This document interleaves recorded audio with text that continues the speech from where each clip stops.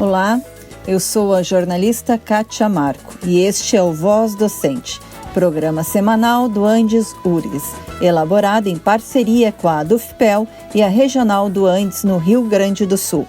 O Voz Docente vai ao ar pela Radiocom 104.5 FM, às sextas, à 1h, com reprise aos domingos, às 9h30 da manhã. Também fica disponível na internet no site andesurgs.org.br, no Facebook e no Spotify da seção sindical do Andes na URGS. Acompanhe!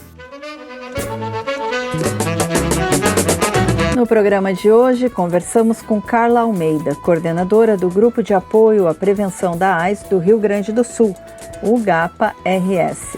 E o comentário é do professor Daniel Canavese, do Departamento de Saúde Coletiva da URGS. Fique conosco.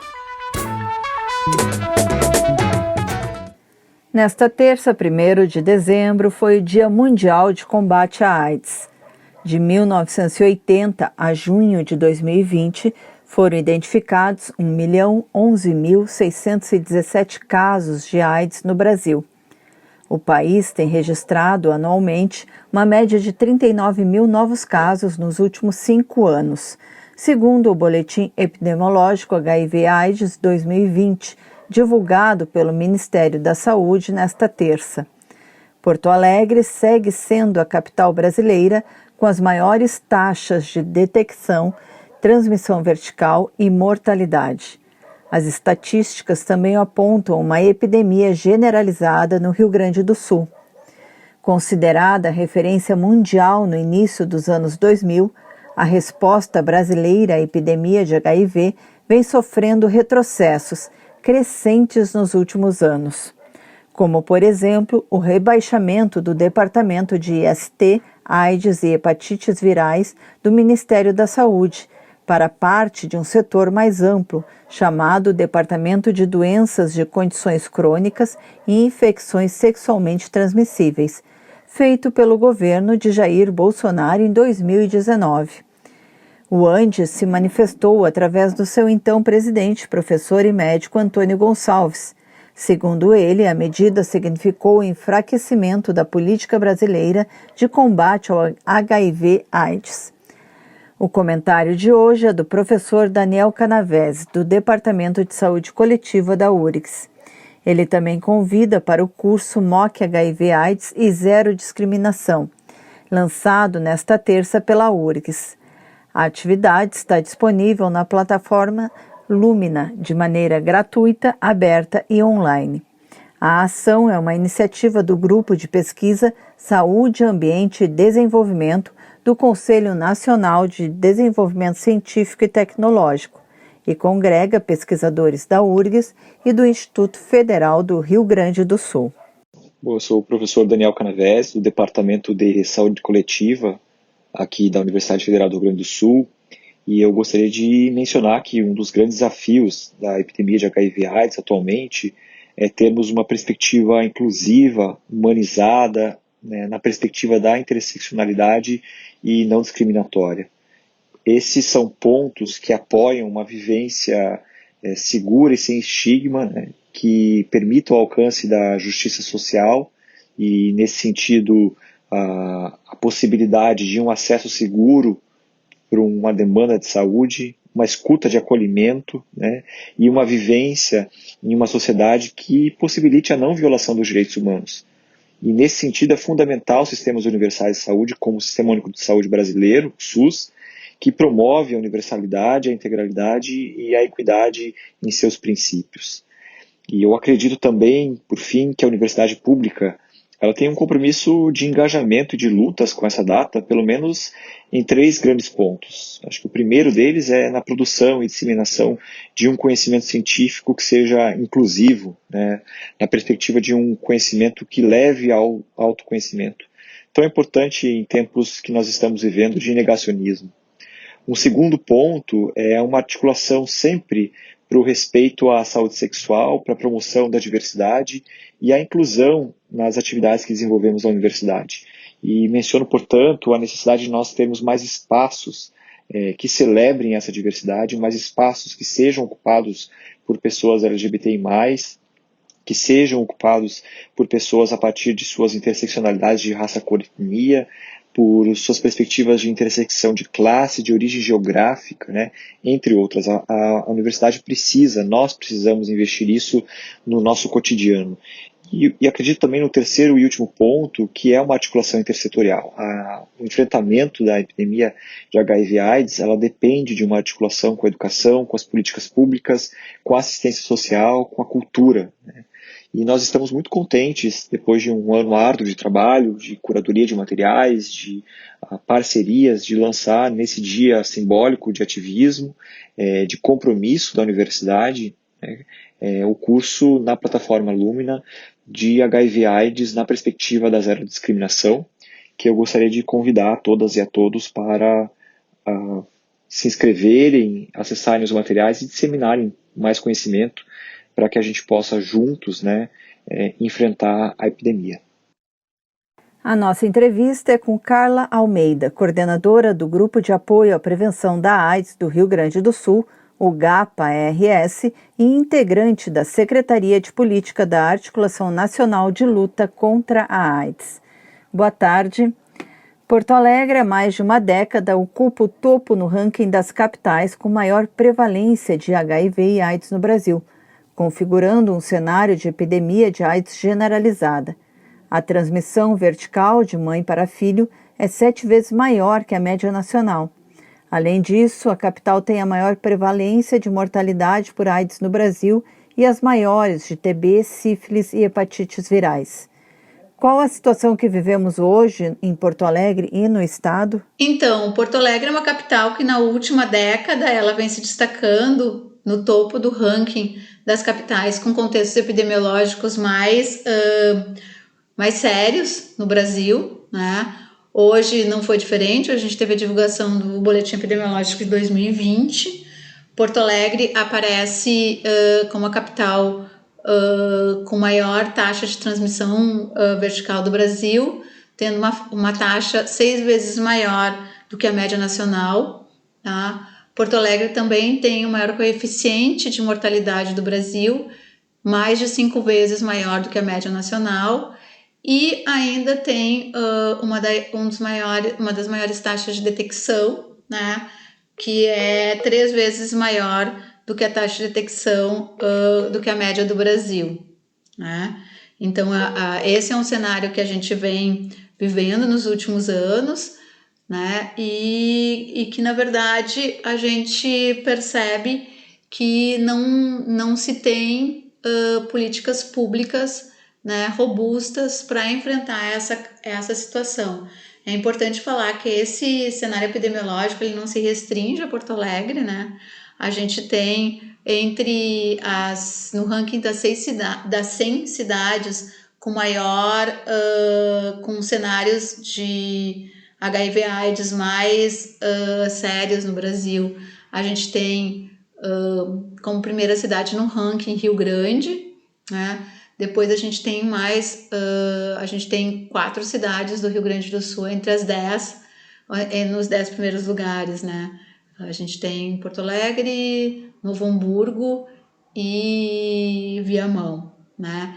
E isso aponta para uma questão que a gente já vem discutindo há bastante tempo, né? E que alguns pesquisadores, inclusive, indicam que aqui na região metropolitana de Porto Alegre a gente tem um dos maiores hotspots de AIDS da América Latina. Ou seja, a gente precisa pensar qualquer resposta para essa pandemia, ela tem que ser feita de forma articulada, né? É importante a gente pensar que o vírus ele não se restringe às fronteiras políticas e geográficas. Como tu avalias as políticas públicas existentes para enfrentar a doença? É importante a gente pensar que a política nacional de AIDS, né, que foi reconhecida como o melhor programa de AIDS do mundo em 2000, né, ela não só era uma referência do ponto de vista político e programático para os programas municipais e estaduais, né, como também era uma referência internacional. né? A extinção do programa do departamento em 2019, ela rompe com uma característica que tinham as políticas de AIDS no Brasil, que a Política Nacional de AIDS sempre foi uma política de Estado, né? Foi uma política que se iniciou ainda na época da abertura democrática, que foi se consolidando ao longo dos anos, que atravessou o governo FHC, né, as gestões do PT, e que foi extinta, né, no governo Bolsonaro.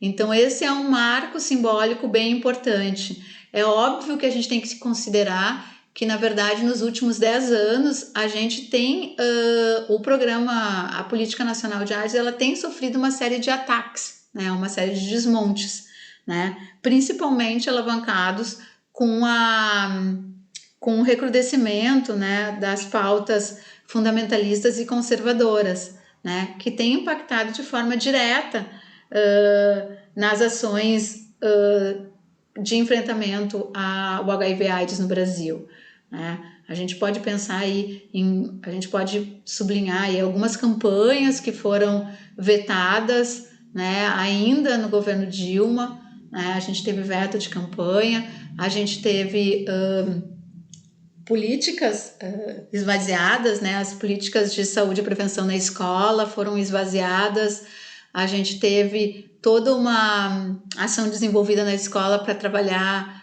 com o enfrentamento da homofobia em ambiente escolar, que também foi uma ação que foi vetada, né?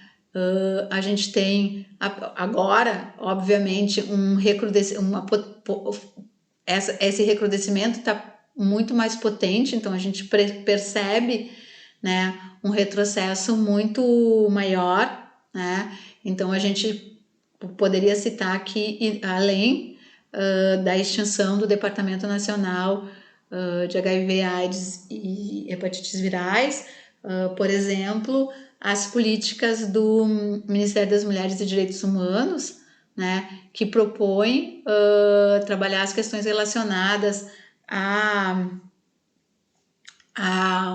gravidez indesejada na adolescência, né, através de campanhas de abstinência, né?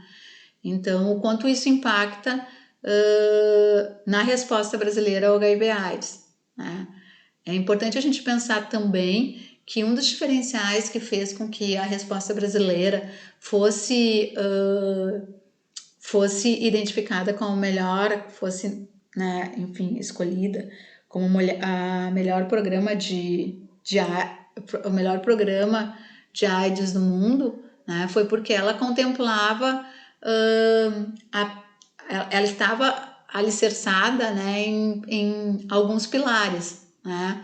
Então a gente tinha uma resposta do ponto de vista da gestão, né, que estava ancorada também nas questões na academia, né, e na participação ativa da sociedade civil, né?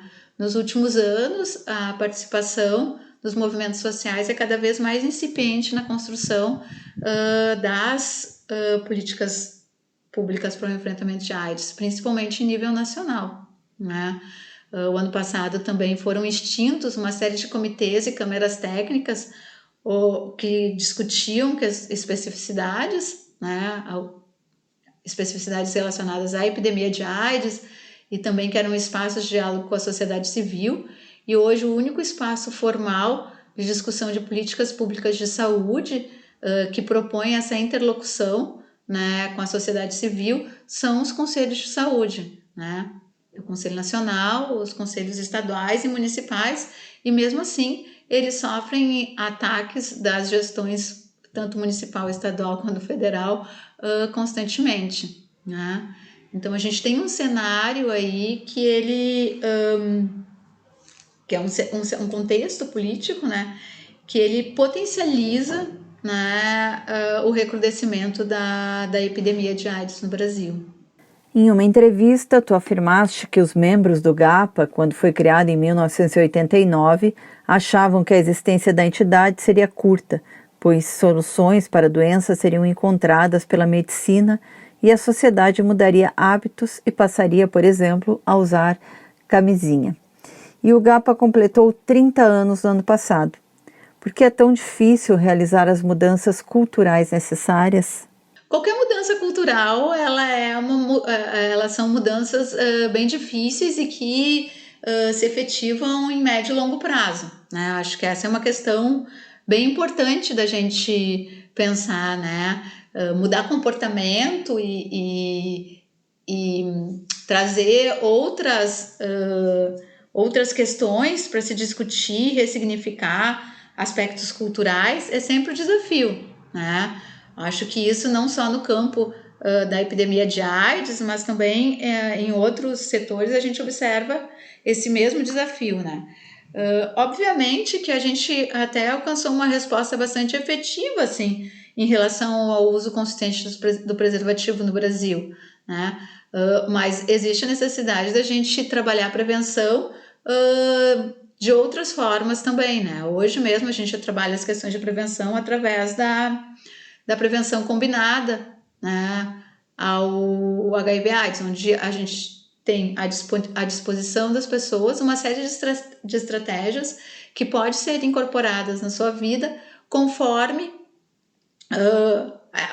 o contexto da relação que ela está vivendo, o seu momento atual, enfim, né? A gente tem algumas estratégias como PrEP, PEP, que são estratégias medicamentosas que são bastante efetivas também como estratégia de prevenção ao HIV. Né? Agora, uma questão que é importante a gente discutir quando a gente fala de HIV e AIDS é que, para além de pensar em estratégias de prevenção, né, e quando a gente fala, eu acho, dessa questão de que a gente teve um esvaziamento das ações de prevenção nos últimos anos no Brasil, e principalmente das ações voltadas para essas questões que dialoguem com agendas mais afirmativas e com a garantia dos direitos humanos, né? Este é um aspecto importante da gente olhar, né? O porquê que hoje a gente não tem conseguido avançar nas ações de prevenção e no próprio enfrentamento da epidemia de HIV/AIDS no Brasil, né? Para nós, assim, nós compreendemos que é impossível avançar nesse enfrentamento se nós não tivermos uma agenda, né, e extremamente comprometida com o enfrentamento das violências estruturais. Então é preciso estar cotidianamente engajado no enfrentamento ao machismo, ao racismo, à LGBTQI-fobia e às desigualdades sociais e econômicas, né? É impossível a gente não ter, dentro desse contexto de construção de respostas para o HIV/AIDS, muito presente as questões dos determinantes sociais de saúde e o quanto eles são marcadores, né, para definir as vulnerabilidades para o HIV/AIDS. Quais as lições que a atenção ao HIV/AIDS nos deixa para refletirmos no combate à pandemia do novo coronavírus? Então, é bem interessante assim a gente pensar as analogias que tem a pandemia de coronavírus e a epidemia de AIDS, né? Primeiro que eu acho que na construção da resposta à epidemia de AIDS, a gente teve uma característica que foi bem importante, assim, que foi uma participação ativa dos movimentos comunitários, né? Toda a resposta, tudo que a gente construiu, principalmente no campo da prevenção ao HIV/AIDS, né, como estratégia de sexo seguro, e elas foram estratégias construídas a partir do movimento social, a partir da sociedade civil organizada, né? Então, a partir da mobilização comunitária. Na pandemia de Covid-19, em nenhum momento, né, a sociedade civil ela é chamada para participar efetivamente uma construção da resposta para a pandemia, né? Ela está totalmente alijada desse processo de construção. É muito interessante também a gente pensar que que as dificuldades que as pessoas encontram para usar máscara, por exemplo, de forma consistente, né? Elas também estão dentro do... para ter uma rotina de higiene das mãos, para fazer o uso de álcool gel e tal, ela também está no campo comportamental, né? Ela também exige ressignificar algumas práticas que estão muito presentes no nosso cotidiano, né? E que a gente percebe que no dia a dia é muito difícil as pessoas incorporarem novas práticas, né? Mesmo diante de um cenário de uma crise sanitária como essa que a gente tem enfrentado, né? Uma outra questão que eu acho que é importante a gente pensar em similaridades entre a pandemia de Covid-19 e a epidemia de AIDS. Mais uma vez, a gente tem os marcadores sociais como elementos importantes para a gente pensar uma resposta para a pandemia de Covid-19, assim como a gente tem no campo do HIV/AIDS, né? Então, é preciso a gente pensar de que forma as populações mais vulneráveis, as populações que estão historicamente excluídas e vulnerabilizadas, têm acesso aos serviços de saúde, têm acesso à informação, né, e conseguem incorporar essas práticas no seu cotidiano, né? Quando do recrudescimento da pandemia de Covid-19, no final, em meados de março, assim, a gente começou com as primeiras mensagens, né, que falavam: fique em casa, lave as mãos, use álcool gel, né? Já ficou muito claro que a gente não estava construindo uma narrativa que era uma narrativa possível para todos, né? E essa é uma questão que a gente tem que trazer para discussão, né? Quando a gente olha, por exemplo, quem são as pessoas que mais morrem por Covid-19 no Brasil? São homens negros. Se a gente trouxer para discussão uma outra patologia como a tuberculose, que é uma doença extremamente negligenciada e que atinge também populações mais vulneráveis, e a gente for olhar qual é o perfil das pessoas que mais morrem no Brasil por tuberculose, são homens negros, sabe? Então, os marcadores sociais, eles são muito determinantes nesse contexto de vulnerabilidade, né? Porque eles significam quem e de que forma eu vou acessar os serviços de saúde, né? Para além disso, eles também marcam de que forma eu vou ou não poder incorporar práticas mais seguras no meu cotidiano. E isso vale para a pandemia de Covid-19 e isso também vale para o HIV/AIDS, né? Então, quanto menos a gente tiver espaços para discutir sexualidade e práticas sexuais, quanto mais a sexualidade for uma prática dentro do armário, mais difícil é a gente construir estratégias efetivas para o enfrentamento da epidemia de AIDS. Obrigada por sua participação no Voz Docente. No programa dessa semana, queremos lembrar o sociólogo Herbert de Souza, o Betinho, criador da Ação da Cidadania contra a Miséria e pela Vida. Após lutar 14 anos contra a AIDS, morreu em agosto de 1997, aos 61 anos. A Betinho, o irmão do Enfio, nossa homenagem.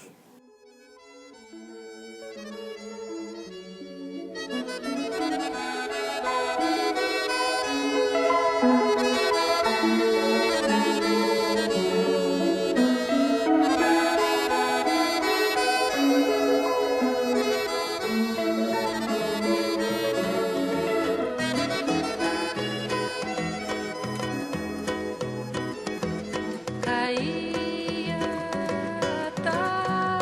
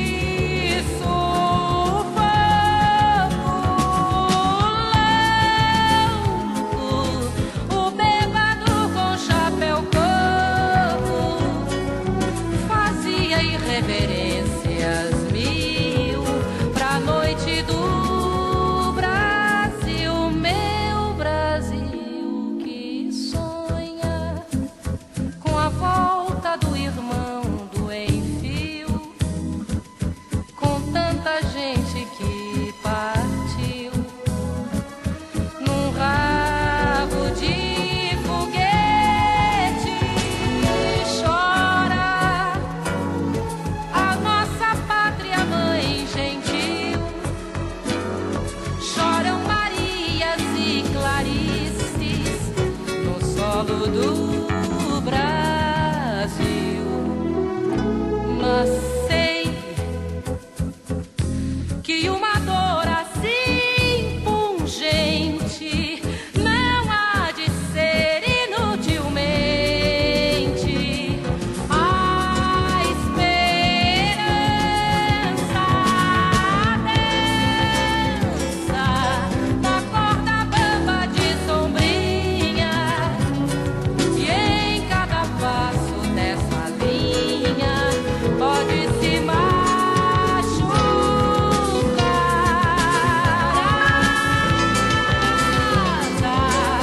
a esperança equilibrista sabe que o show de todo artista tem que continuar.